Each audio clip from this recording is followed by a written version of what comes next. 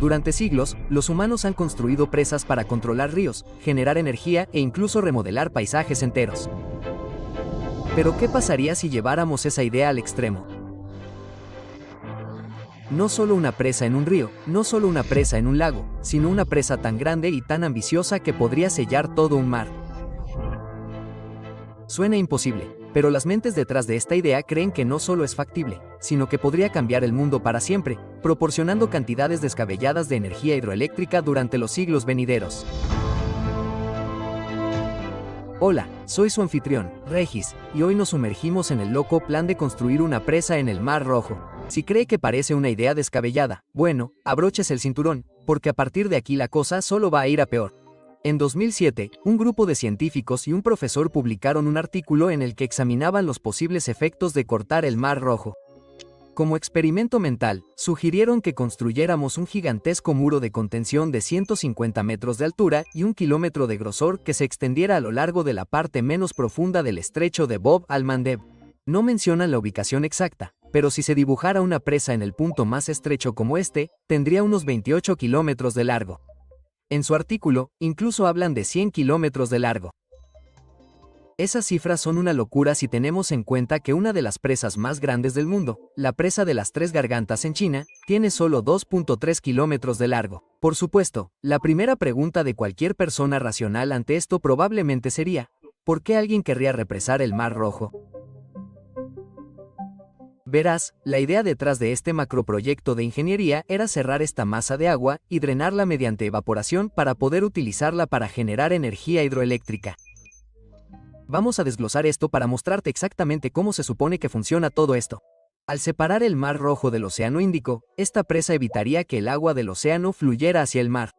El agua dentro de la presa comenzaría entonces a evaporarse de manera constante, lo que daría como resultado un nivel de agua más bajo que el océano. El agua del océano podría entonces volver al Mar Rojo, haciendo girar esas turbinas y generando finalmente electricidad hidroeléctrica. Los autores de este experimento mental llaman a este tipo de energía renovable generación de energía heliohidroeléctrica, ya que utiliza el sol para mantener bajos los niveles de agua.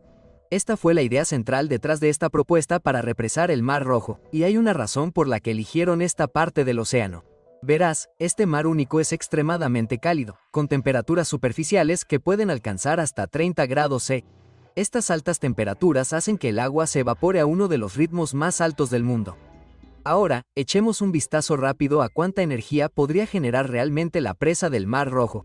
La clave para que esto funcione es el equilibrio. Permitir que entre tanta agua como se evapore con el tiempo. De esa manera, el sistema se mantiene estable mientras genera energía de forma continua. Dado que la evaporación depende de la superficie del agua, ese es el primer gran factor a considerar. Pero aquí hay otro factor importante, la energía potencial, o cuánta potencia podemos extraer del agua. Dicho de forma más sencilla, esto depende de la carga hidráulica, que es básicamente la diferencia de altura entre el agua que fluye en la parte superior y las turbinas. Aquí es donde todo entra en juego. El nivel del agua y la superficie del Mar Rojo están conectados a la longitud de la carga hidráulica. Veamos dos extremos distintos. Imaginemos que el Mar Rojo estuviera ligeramente por debajo del Océano Índico. El embalse tendría una superficie enorme. Por lo tanto, se evaporaría una gran cantidad de agua y, por lo tanto, fluiría hacia él. Pero el agua no tendría mucha energía potencial para generar energía. No es genial. Ahora, imaginemos lo contrario. El nivel del mar baja 1500 metros. La energía potencial sería una locura, pero el embalse restante sería diminuto, lo que significa que no podríamos liberar mucha agua. Tampoco es genial. Ninguno de los dos escenarios es ideal, y el punto óptimo se encuentra en algún punto intermedio, y aquí es donde entra en juego este gráfico. Ilustra a la perfección la relación entre estas variables. Como pueden ver aquí, según el estudio, la carga hidráulica óptima sería de 611 metros. Eso significa que el Mar Rojo tendría que evaporarse 611 metros para alcanzar la generación máxima de energía, y según sus modelos, llegar a ese punto llevaría unos 291 años. Sí, casi 300 años. Teniendo en cuenta que esta presa tendría una capacidad de generación de unos 50 gavatios de energía hidroeléctrica.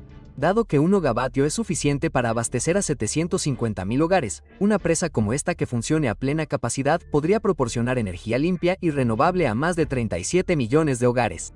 Es una locura. Supongamos que este proyecto de macroingeniería pudiera construirse. ¿Qué tipo de problemas encontraríamos?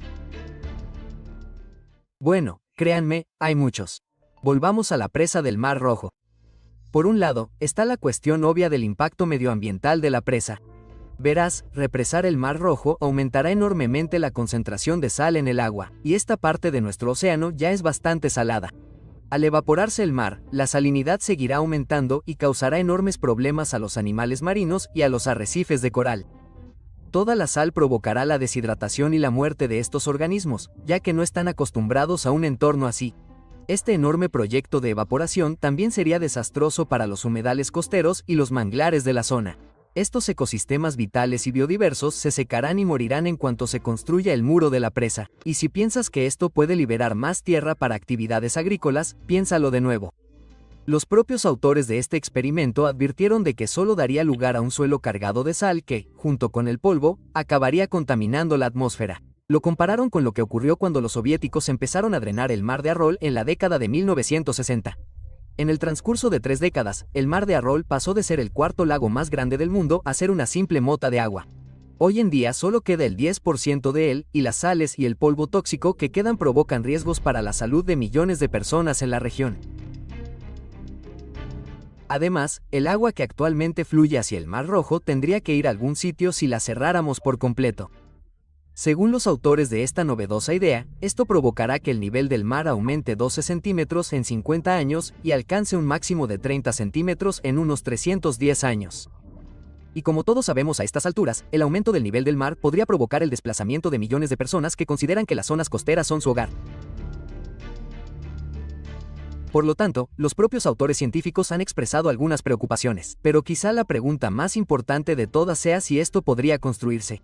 Bueno, antes de entrar en materia, agradeceríamos mucho que se suscribieran a Mega. Muchas gracias por su apoyo. Ahora, volvamos a la pregunta de cómo se construiría realmente esta presa. Hasta ahora, hemos visto las desafiantes cifras que implica la construcción de una presa en el estrecho de Bab al-Mandeb, pero también sería necesario construir una presa más pequeña en el extremo sur del Golfo de Suez. Esta segunda presa bloqueará el agua que fluye desde el mar Mediterráneo. Sería un poco más fácil construir esta parte superior de la presa del Mar Rojo que la del sur, porque sería mucho más corta y su altura tendría que ser inferior a 100 metros. También hay que tener en cuenta cierta actividad sísmica. El movimiento de las placas tectónicas hace que el Mar Rojo se ensanche unos 10 milímetros cada año. Si a esto le añadimos un aumento de la evaporación que dejará tras de sí una capa de sal más pesada, es probable que se produzcan incluso más movimientos tectónicos bajo este peso cambiante. Los científicos que están detrás de esta descabellada idea sugieren que se utilicen materiales elásticos para compensar los movimientos y la expansión del Mar Rojo. ¿Cuáles son exactamente? Bueno, eso es una incógnita. Por supuesto, para construir una presa tan gigantesca se necesitaría mucho hormigón. Aunque estos pensadores no hacen comentarios sobre cuánto se necesitará para una presa de este tamaño, si la comparamos con el tamaño de la presa de las Tres Gargantas, se necesitaría al menos 12 veces más hormigón y acero para completarla. No solo será un proyecto de construcción increíblemente ambicioso, sino que también interrumpiría las rutas marítimas. Drenar el Mar Rojo impediría esencialmente que los países europeos y asiáticos lo utilizaran como atajo para sus envíos. Sería difícil pedirlo porque hoy en día alrededor del 9.5% del comercio marítimo entre Europa y Asia se realiza a lo largo de la ruta del Mar Rojo. La alternativa significaría que los barcos tendrían que rodear todo el continente africano, lo que es claramente una ruta mucho más larga y, naturalmente, sería más cara. Y hablando de costes, simplemente tenemos que preguntarnos, ¿cuál será el precio de la presa del Mar Rojo? Según el autor principal del artículo, Rolof Durk-Schoen, la presa principal costará hasta 220.000 millones de dólares para completarse, y eso fue en 2007. En comparación, la presa de las Tres Gargantas acabó costando alrededor de 30.000 millones de dólares. Así que sí, con un precio como ese, la enorme interrupción del comercio marítimo y el devastador impacto medioambiental de un proyecto de este tipo, no es de extrañar que este experimento mental no se haya hecho realidad. Pero, ¿qué piensas de que IDE sea así? ¿Has oído hablar alguna vez de este concepto de energía hidroeléctrica helioeléctrica? Déjanos tus opiniones y comentarios a continuación.